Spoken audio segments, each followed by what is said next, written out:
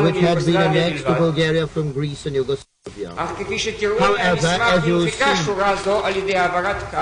from the document itself, the line was penciled out there in such a manner as to leave the text. The significance of this erasure is explained in Daneka's report to Aijman.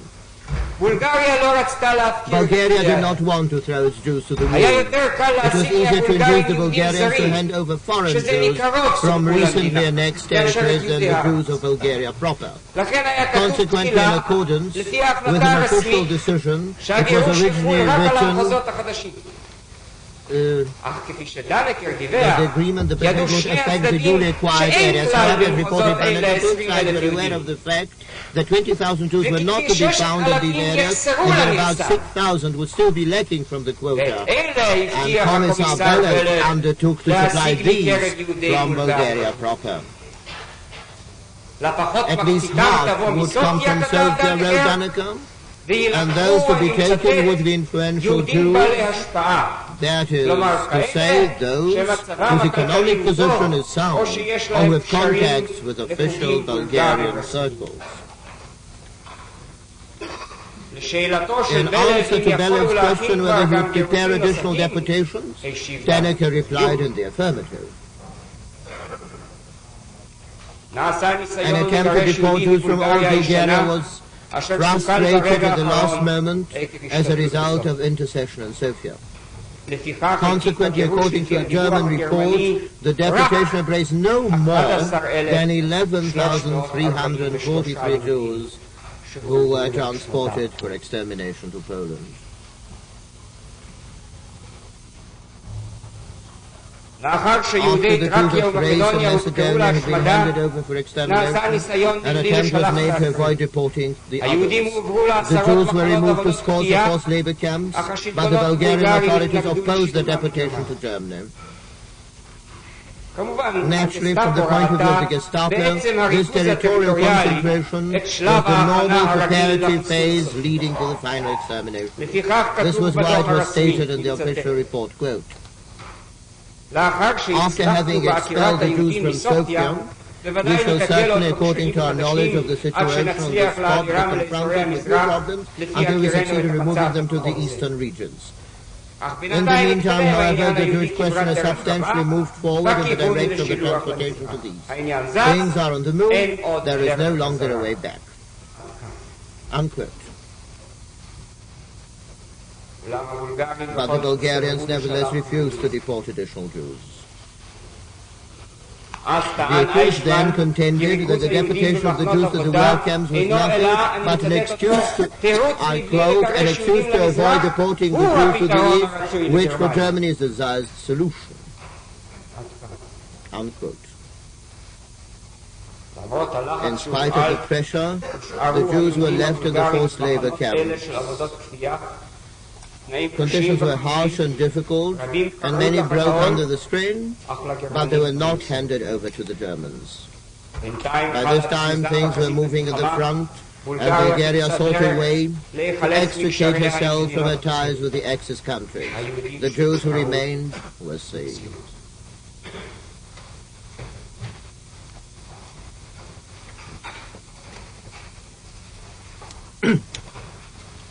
The Jews of occupied Greece also passed through the valley of the shadow of death, especially the Salonika community, where the majority of Jews in occupied Greece lived.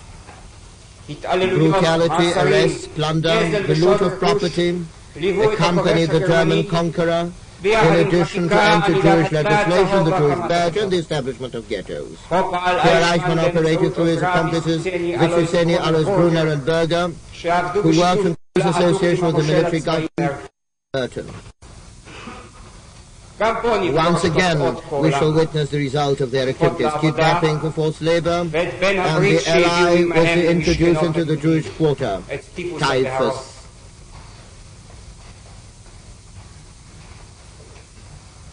Finally, in March 1943, the death deportation began in cattle and wood wagons.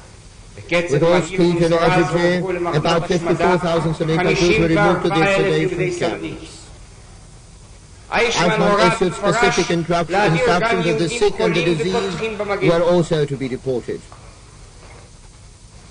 We shall hear a description of how these Jews went to their death, transport after transport, how one of the best organized communities in the world was destroyed. At the beginning of June 1943, the intellectuals' transport was deported from Salonika, and in August of the same year, the operation was brought to a close. After this, the Jews continued to deal with the Jews of foreign nationality in Salonika and ensured that they be included in the final solution. Eichmann also sought to lay his hand on the handful of Jews in the Italian-occupied area, and especially in Athens. But the Italians did not cooperate. Visliceni went to Athens to hunt down the Jews, and even succeeded in arresting the Sal family, the head of which was the legal advisor to the Italian legation in Greece. The Italians threatened to arrest Visliceni on their territory, and Eichmann reacted post-haste, threatening to report to Himmler that the Italians had taken to their heads to arrest the German police officers in the pursuance of his duties. The German Foreign Office eventually explained that Visliceni's journey as being occasioned by special reasons which have no connection with police operations. Eichmann naturally received a report of this explanation, but continued to complain bitterly at the lack of cooperation on the part of the Italians. We shall only be, and he wrote, quote, "We shall only be satisfied if the Italians adopt in their territories the same measures as are accustomed to adopt in our occupied territories, namely the removal of all Jews to the east."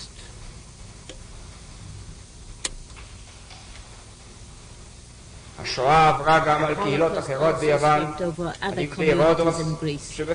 Jews of Rhodes, some of whom were removed to Auschwitz and some drowned. The Jews of Corfu, Thessaly, Epirus, the Peloponnese and the Greek islands.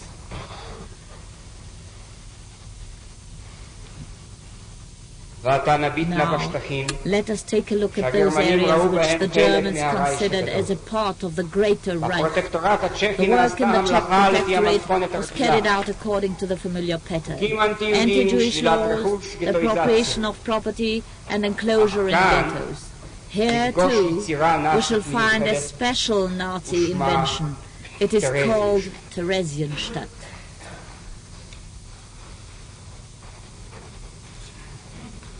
At the meeting of SS commanders on October the 10th, 1941, in which Eijkman and Heydrich took part, the solution to the Jewish problem in the Protectorate was discussed.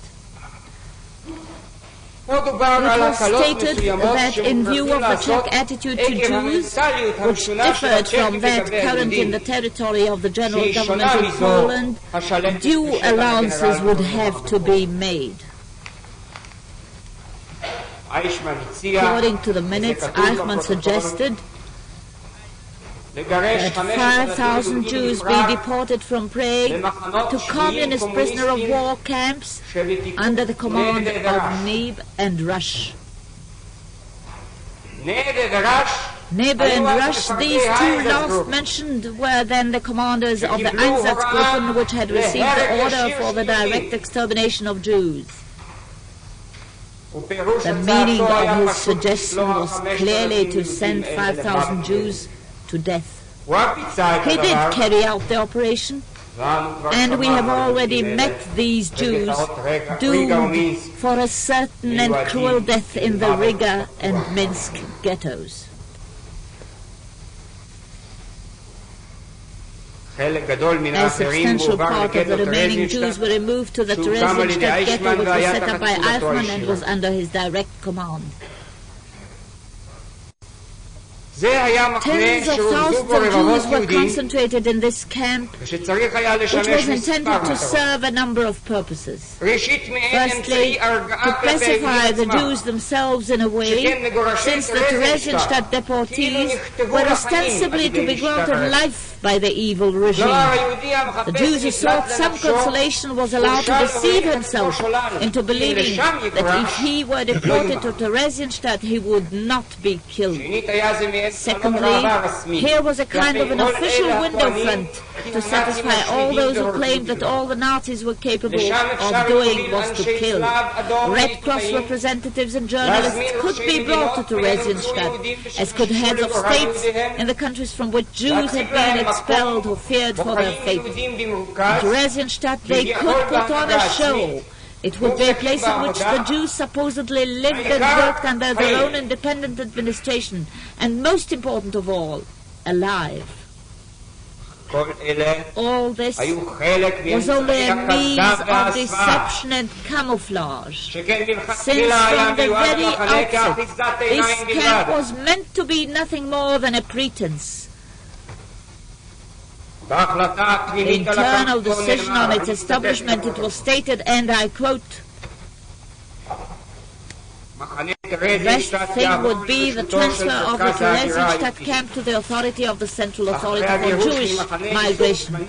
After the deportation from this temporary collection camp, where the Jews will soon be severely decimated, it would be possible to deport the whole crew to territories in the east and to transform the place into a model German settlement." Unquote.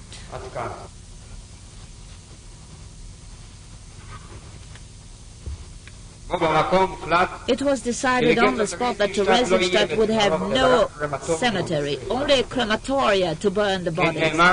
It was also stated that in the event of a shortage of living quarters for the Jews, they should dig holes and tunnels for themselves in the ground. And this became a part of the official policy of the destruction program. On the one hand, the extermination of millions, and on the other, Theresienstadt, ostensibly under its independent Jewish administration. Naturally, the administration was entirely in the hands of the Aeychmann gang. From time to time, punitive measures were showered on the Theresienstadt Jews, executions as a punishment for sending post contrary to the rule, the prohibition of births, compulsory abortion for women, the prohibition of smoking, etc. The children were housed in an institution within the precincts of the ghetto and were permitted to see their parents once a week. Violators of the ghetto administration's orders were punished by beating. We shall submit to you the orders of the day of the ghetto administration, and you shall see how Aeychmann held his victims under constant terror. It was necessary, however, to obtain the consent of Himmler himself to expel Theresienstadt inmates to Auschwitz or the eastern regions for extermination. Needless to say, this consent was given whenever it was asked for. The death rate in Theresienstadt was appalling, owing to the terrible conditions. Those who were not dispatched by this camp were finished off at Auschwitz. This was in actual fact a collection and transit camp for extermination. Those who passed through it were Jews of the Protectorate as well as many foreign nationals, tens of thousands of Jews from Germany, Austria and other places.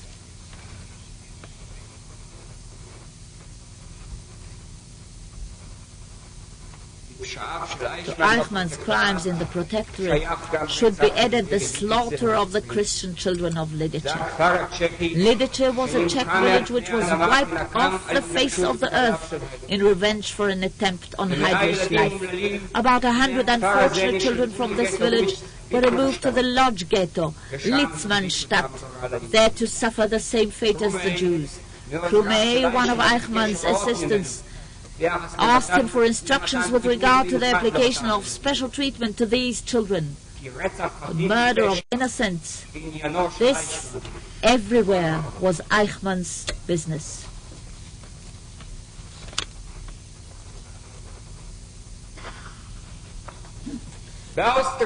And so to Austria. Well, once again we shall meet with the operations so familiar from elsewhere. At first, pressure was maintained to expedite the expulsions. Aeyckman was even prepared to hand over Herzl's remains in Vienna, providing that these would leave together with at least 8,000 Jews.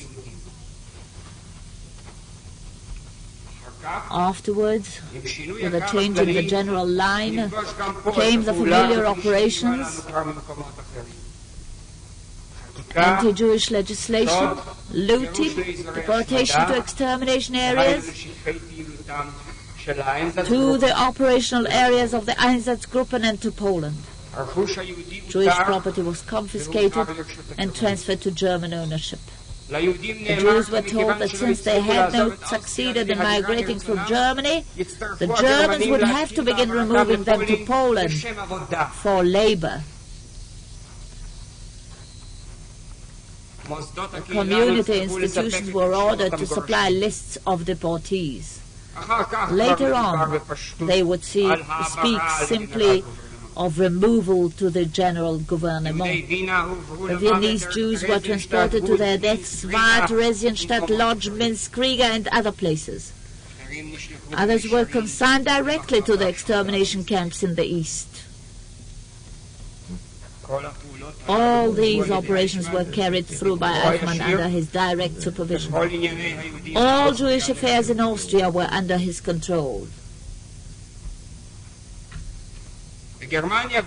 In Germany itself, the deportations to Poland had already begun at the beginning of 1940. The Jews of Stettin and Schneidermühl were deported, it was stated, because of the need to vacate apartments for Germans.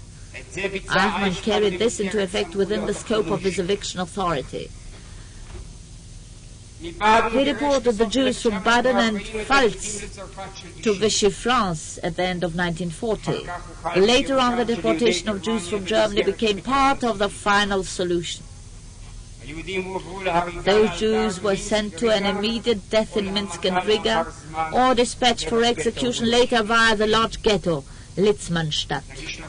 We shall submit to you the detailed instructions for the deportations to the extermination region in Lublin, issued by Aeyckman from the beginning of 1942 to all police units, Stabhofstellen, and to the commanders of the security service, the SD. May 30, 1942, Aeyckman informed the representatives of the committees of Vienna, Prague, and Berlin that the Reich, Austria, and the Protectorate were to be cleansed of Jews. In Berlin, roll calls, known as Aeyckman roll calls, Aeyckman Appelle, took place at which the deportation selections were made. Once again, we shall see the direct hand of Adolf Aeyckman, planning, executing, and tackling all matters, both small and large, relating to the final solution.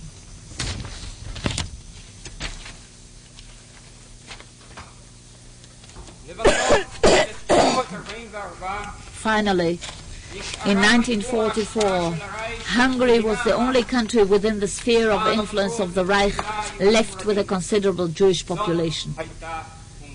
And this was Hungary. After the annexation of southern Slovakia, northern Transylvania and Carpatho Russia, there were about 800,000 Jews living in Hungary. Since 1942, when a representative of the German Ministry of Foreign Affairs had demanded of the Hungarian ambassador to fulfill the Führer's wish and take part in the solution of the Jewish problem, there had been constant Nazi pressure on the Hungarian government to fall in line on the Jewish question. As usual, the promise was made that Jewish property would be turned over to Hungary.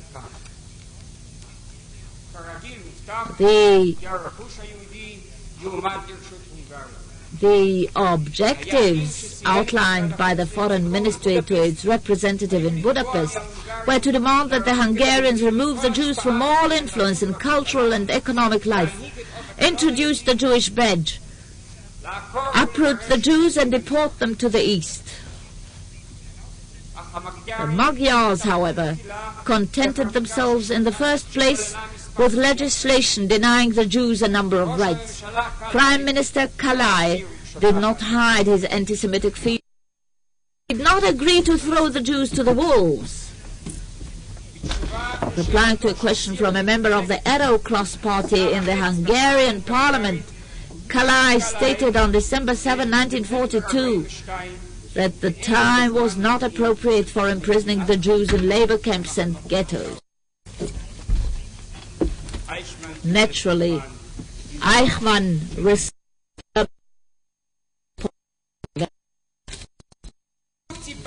I'm already looking forward to the termination of Hungarian Jewry.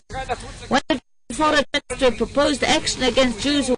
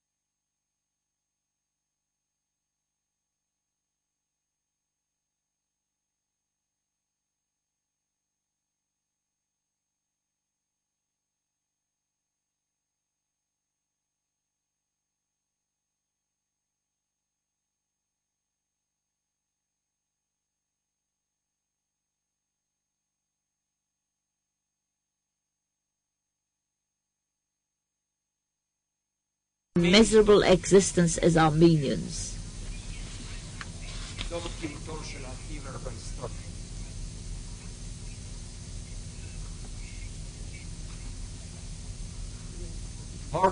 Harty was not convinced.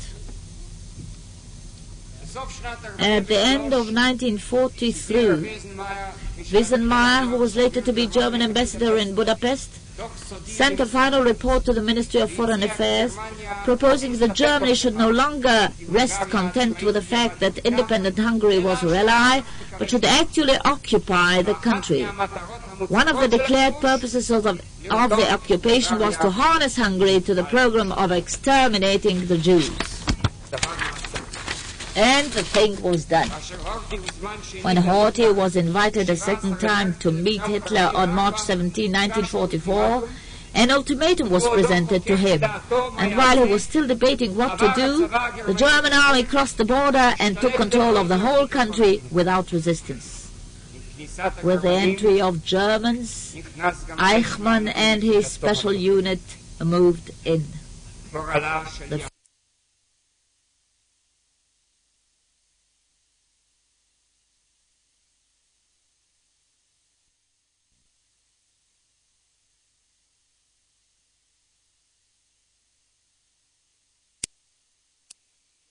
of Hungarian Jewry had been sealed. Eijkman brought into Hungary his whole group of accomplices. The entire gang of murderers who together with him had carried out the extermination program in the various conquered lands.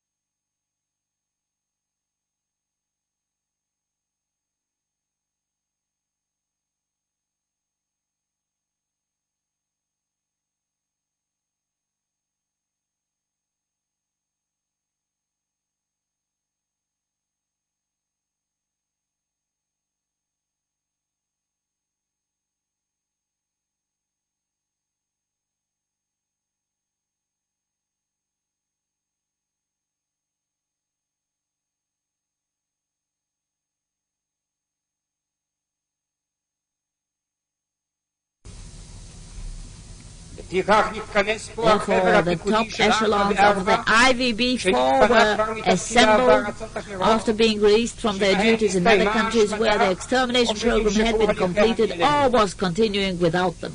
Here then was an apparent sense of urgency in all their activities, a desire to finish the job at all costs, and need to concentrate all stages of the preparatory work, at times to skip some of them, to shorten procedures, with the sole purpose of achieving results as quickly as possible. The gang had at their disposal all the power of the German army as well as the Hungarian civil service. When Stoyai, a puppet of the Germans, was appointed Prime Minister.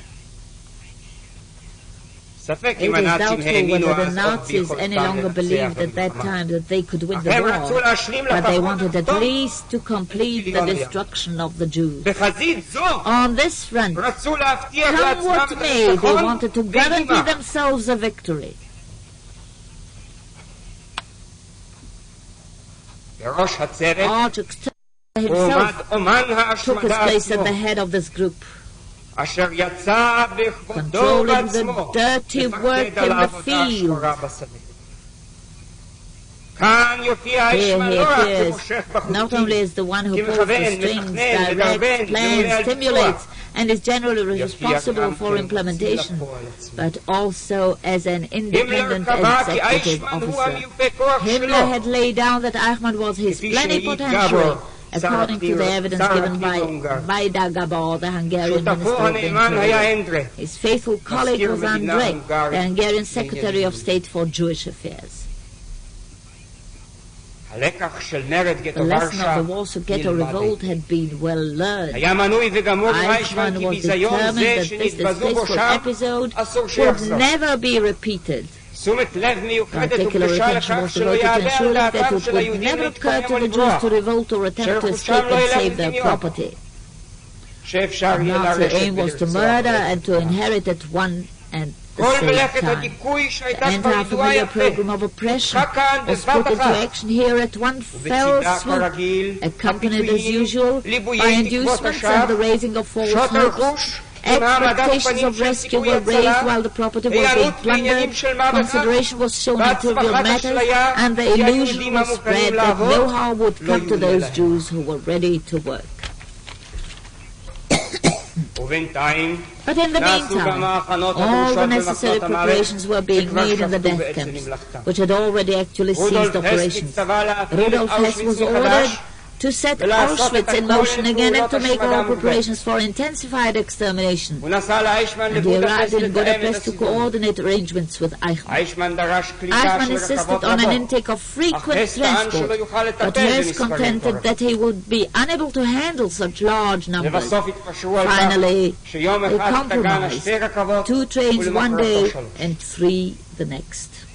And indeed, Auschwitz had never witnessed a period of such feverish activity as in the summer and autumn of 1944. The gas chambers and furnaces worked day and night. Matters reached such a pitch that bodies were burned in the open field. There were times when in one sweep more than 10,000 Jews a day were destroyed.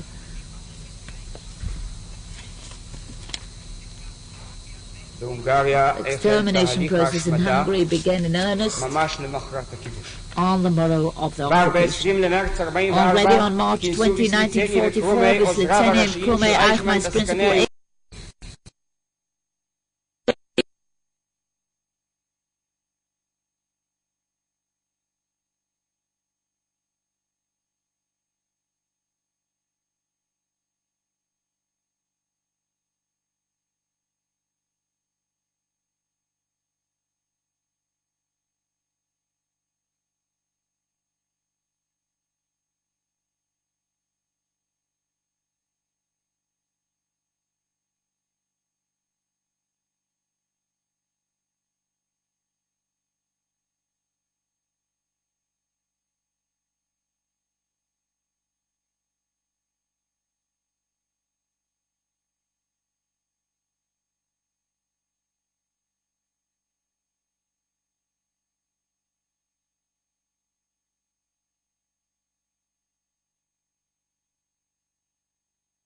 that time on, the flood of the all too familiar laws and decrees was let loose. The prohibition to leave one's place of residence, the prohibition to use transport, the disconnection of telephones, the freezing of bank accounts, house curfews, the closure of shops, the registration of all property, and the like. When the community representatives lodged complaints, the accused retorted that all orders must be carried out without delay.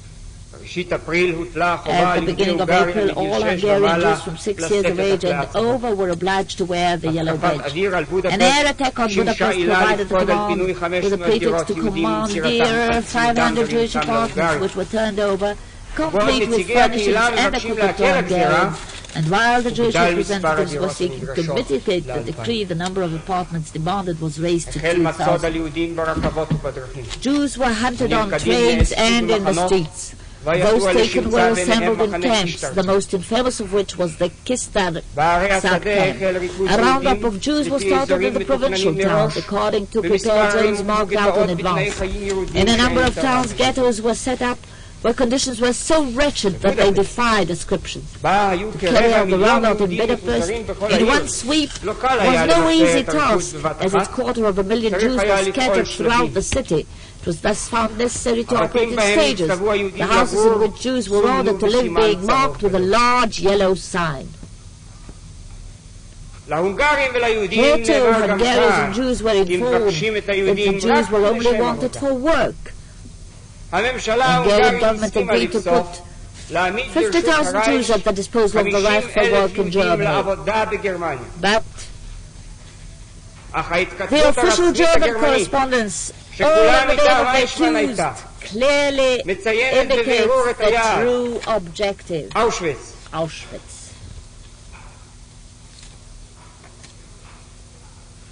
The mass deportations began in the middle of May 1944. Reports exist on the different stages of the operations, the details of which were worked out by Eijkman. While negotiations marked by extortions and promises of rescue were in progress, a daily average of 12,000 were being deported. Wislitzenny contacted Pinchas Freudiger, a leader of the Orthodox community, whose grandfather had been the recipient of an Austrian title of nobility, and who was consequently addressed as Baron Freudiger. In return for $2 million, Wislitzenny offered to rescue Jews and even receive a substantial payment on account. Parallel negotiations interspersed with threats of extermination and promises of rescue were in progress between Eijkman, Kastner and Joel Brandt. Kastner was the representative of the Jewish Rescue Committee, and it was Brandt who was chosen as the emissary to bring Germany's fantastic offer, blood for goods, to the Western world. Jews were to be saved in return for trucks, coffee, tea and soap. The Jews were told that the trucks would not be used on the Western Front. Brandt, accompanied by Bandy Gross on Eichmann's orders, was instructed to travel to neutral Turkey to submit the offer to Jewish bodies. Another motive on the part of the Germans was revealed in an official report sent by Ambassador Weisenmeyer to Ribbentrop, the German foreign minister. Ribbentrop, on hearing of the suggested deal over the London radio, requested his ambassador to full details immediately. The latter reported that because of the shortage of certain commodities, Brandt had been dispatched with an offer that in return for these goods, in quotes, a number of Jews would be allowed to leave for Turkey, unquote. According to Ribbentrop's testimony at the Nuremberg trial, the foreign minister promptly intervened to cancel the deal, since it would be beneath German dignity to receive payment in return for stopping the extermination.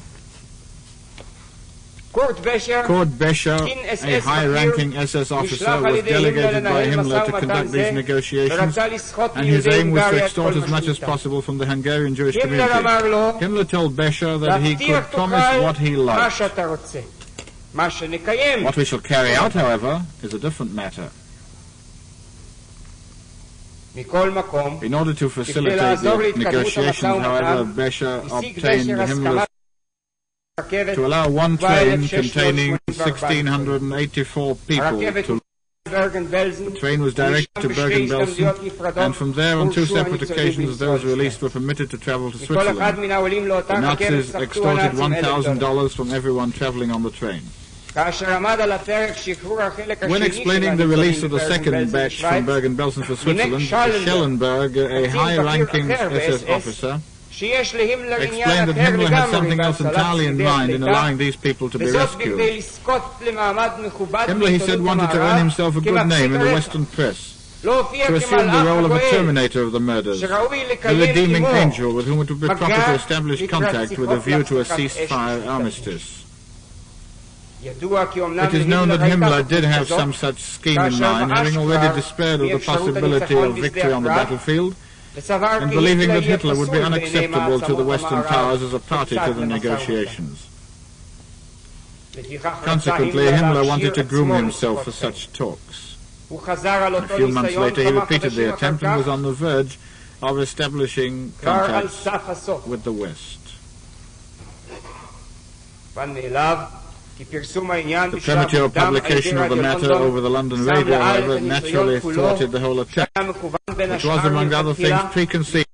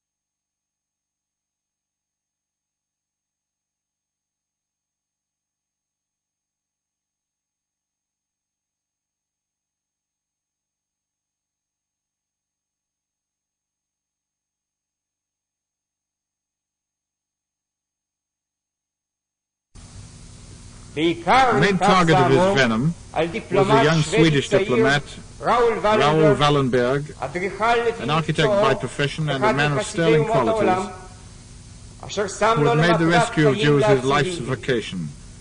Wallenberg gathered around him a whole team of workers, issued passports granting the holders right to residence in Sweden, and at the risk of his diplomatic status and even his life, instituted rescue operations. He rented and acquired buildings in which he housed Jews under the protection of the Swedish flag and assembled at one period as many as 40,000 Jews. When the death march, of which I shall speak later, began, Wallenberg escorted the marchers with trucks laden with food, medical supplies and clothing. He also tried to remove from the march anyone to whom Swedish papers of protection could feasibly be issued.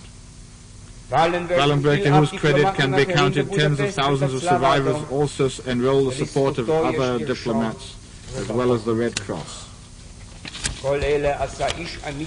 All this was the work of one courageous man who had the strength to act according to his conceptions and belief. His deeds, like those of King Christian of Denmark, again give rise to the somber thought: how many could have been saved, even in the countries of actual extermination, had there only been many others like him among those who had the power to act, whether openly or in secret.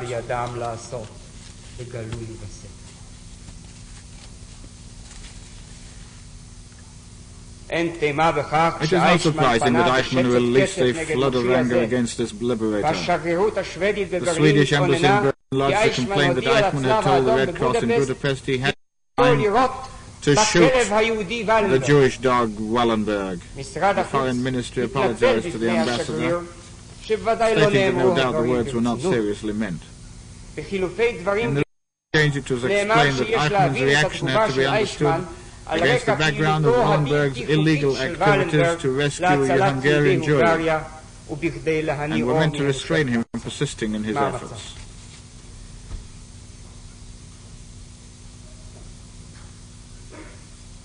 The deportations were carried out in secret. Nothing was mentioned about them in the newspapers, and the Germans took special measures to avoid publicity, lest the Jews of Budapest should become alarmed. The deportees on arrival at Auschwitz were ordered to send soothing postcards to their relatives. The text of the postcards was dictated by the Auschwitz butchers, who instructed that an Austrian resort, Waldsee, be designated as the place of dispatch. Postcards stated that those transported for work were all well. They usually arrived after their cinders had been consumed in the Auschwitz furnaces. In response to a Red Cross request that a representative accompany the transport, Eichmann did not object to one being present during the dispatch, though only after the transport had been prepared by Eichmann. But the accompaniment of the transport, he said, by a representative must on no account be allowed.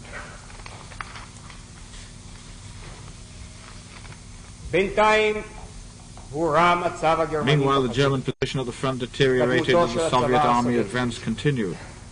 Pressure was put on Horthy from different quarters to put an end to the deportations. And at the beginning of July, he mustered up courage and ordered that they should cease. According to an official report of their foreign ministry, the Germans had succeeded up to the end of June in sending to extermination 437,402 Jews. Horthy's instructions frustrated the plans prepared for the middle of July 1944 to deport all the Jews of Budapest on one day by mobilizing all available manpower, including even municipal workers and postmen.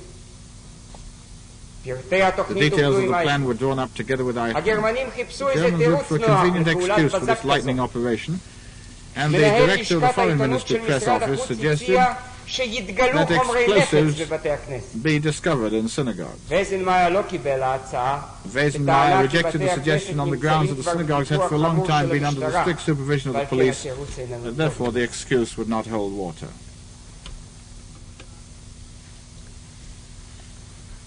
In spite of Horthy's order, Eichmann tried to continue the deportation. At the beginning of July, he attempted to dispatch an extermination transport from the Kistarcha camp. The matter became known to the Budapest Jewish leaders, who intervened with Horthy, who ordered that the transport be stopped at the border and sent back. When the accused saw what had happened, his lieutenants convened the whole of the community council a second time, ostensibly for discussions, and kept them occupied the whole day with inconsequential matters simply in order to detain them, while his agents in Kistarcha loaded 1,200 Jews into a deportation train and sent it on its way. The Jewish leader, virtually the prisoners of Eichmann's church in Schwabenberg, foreboded evil. When evening came and they were released, they heard about the train and hastened to Horthy to countermand the decree again. On this occasion, however, it was too late. The train had crossed the Hungarian border, and as has now been ascertained, the community representatives were only released after the receipt of a message from Eichmann's unit that the train was safely on its way to death. And when Wislitzeni afterwards met Freudiger, he told him, "Would you really think that Eichmann would allow the old fool Horthy to frustrate his wishes?"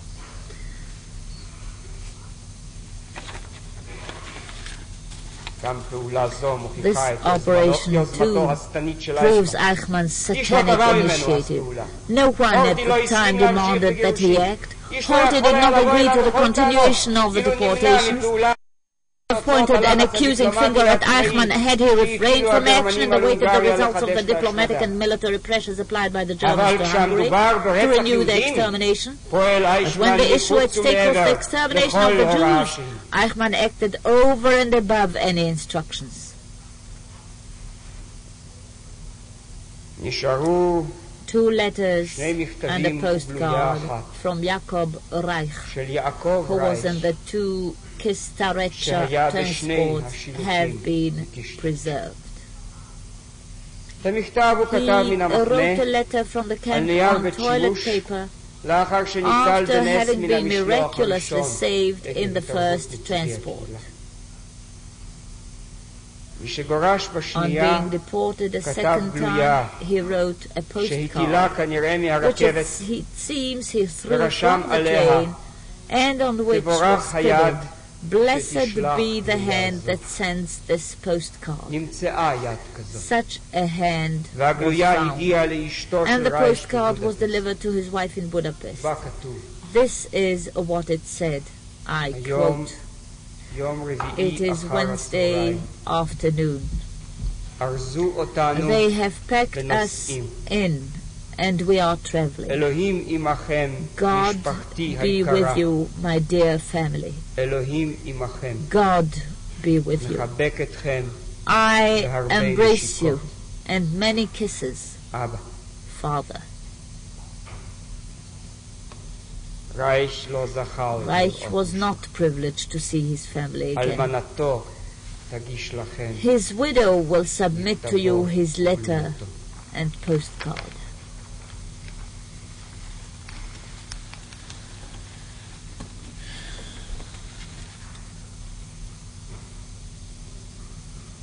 The German pressure to renew the deportations did not cease. Hitler himself intervened and ordered his foreign minister to warn Horthy that Germany would not suffer any delay in measures against the Jews, and that Horthy's attitude would bring a catastrophe on the Hungarian people. To frustrate any possibility of the Jews leaving Hungary for neutral countries, Aichmen took steps, reported by Wassenaar in the following terms to the Foreign Ministry on July 25, 1945, and I quote, "It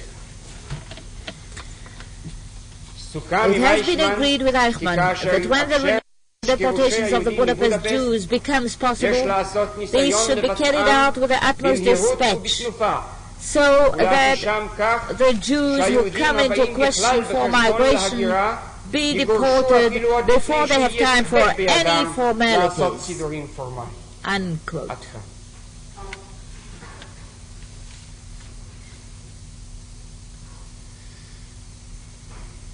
Austria at that time was in urgent need of workers for fortification work. The German war plan expected heavy defensive battles to be fought in this region. At the beginning of June 1944, Blaschke, the mayor of Vienna, approached his friend, the head of the RSHA, Kaltenbrüder, with a request to consign a number of deportation transports to carry out this fortification work. Kaltenbrüder replied that instructions had been given to move about 12,000 deportees to Vienna, and they were to be kept in closed camps. The women, children, and those incapable of work would be taken for special operations. That is extermination. However, the representatives of Hungarian Jewry were informed by Aichmen and his accomplices the Jews could be saved by consignment to Austria in return for ransom money. Anyone paying as demanded would be saved by traveling to Austria. Aichmen said that he would be prepared to keep on ice, his own expression, in Austria, 30,000 Jews capable of work. The families would live in camps at the expense of the Budapest Jews. In return, he demanded a ransom of 5 million Swiss francs, equivalent of $200 per head. Some 15,000 Jews were apparently consigned to Austria in this way. autumn of 1944, Horthy attempted to withdraw his country from the war on the side of Germany. But the Germans, who knew of his activities, took control of Budapest by force in Operation Iron Fist. Arrested Horthy, and on October 15 put Shalazi, the leader of the Arrow Cross, in power. Now once again were the Jews at their mercy. Aייכman, who had left Budapest when the deportations had ceased on Horthy's instructions, returned on October 18, and the operations against the Jews were renewed with full vigor. Now, with the infamous operation known as the Death March, came the finale of Aייchman's campaign of murder. There were no longer any trains available. Hitler had in the meantime ordered all exterminations to be stopped. But Aייchman found a way to circumvent Hitler's instructions. He organized with the help of his Hungarian fascist allies a march of Jews in the direction of Austria, ostensibly to provide labor for fortifications, but actually to murder them. Aייchman's calculation was simple. The weak would fall by the way. The sturdy would arrive at the destination to build the fortifications and would afterwards be destroyed. The march began in November, in rain, snow, and cold along the 200-kilometer route. They lodged in the open or in pigsties. Thus were the women, children, and old folk deported. Anyone who found the walking difficult was shot by the guard, who beat and tormented the victims every step of the way. Those who had no strength left collapsed and died. Hundreds committed suicide or died of the typhus raging among the marchers. The food allocated once every few days consisted of hot water and some bread. People died like flies. The whole route was strewn with corpses. The number of those who fell by the way is estimated at 6 to 10,000. The horrors attained such proportions that even the Hungarian officers and soldiers began to mutiny and requested that they be sent to the front. The defense of Shalazi, the Hungarian Prime Minister, put an end to the march, had no effect. And then an astonishing thing occurred. Himmler himself reprimanded Aייchman for organizing this operation. And only then did the dreadful march end. The Soviet army had by this time surrounded Budapest, and the remnants of the Jewish community in the capital were saved. We shall adjourn 20 minutes break.